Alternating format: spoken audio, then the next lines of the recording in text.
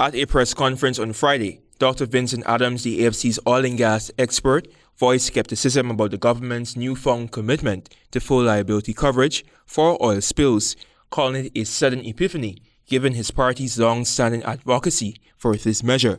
And let us not forget that MP Patterson had tabled a bill in Parliament for unlimited liability that, not surprisingly, didn't get anywhere.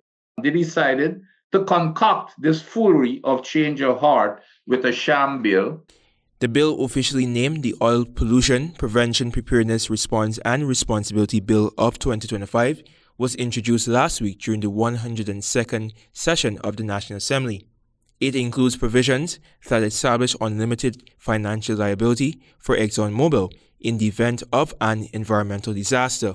It creates a modern, comprehensive legal framework to prevent oil spills, strengthen national preparedness, ensure swift and effective responses, and hold those accountable and responsible for any resulting damage to the environment and environs of an oil spill. According to Adams, the government's action is similar to the coalition's initial stance while it was in power. He recalled that the previous administration had mandated that ExxonMobil provide full liability coverage for oil spills, a condition that was initially accepted and signed by both the company and the government. However, the petroleum expert accused the People's Progressive Party Civic of abandoning this commitment upon taking office in 2020. The petroleum engineer pointed out that two citizens, Frederick Collins and Godfrey White, filed a lawsuit against ExxonMobil and won because of the state's ongoing indulgence in the company's request for full liability coverage. The High Court ruled that ExxonMobil must provide an unlimited guarantee for oil spill coverage and criticized the government for failing in its oversight responsibilities. Judge Kissoon documented that private conversation resulted in a draft agreement between the PPPC government and Exxon for a cap on liability.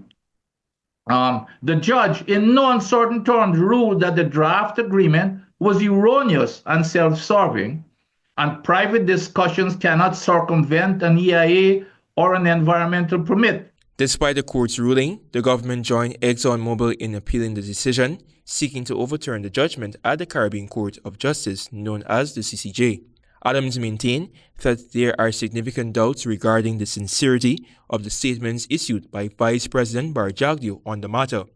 For the title of the bill, you can start, Mr. Jagdeo, with inserting that all operators shall comply with the law, including complying with the EIA requiring producing oil within its safe limit. The Alliance for Change member noted that it's hypocritical for the state to table the Oil Pollution Prevention, Preparedness, Response and Responsibility Bill of 2025 when Exxon is exceeding the production safety limit.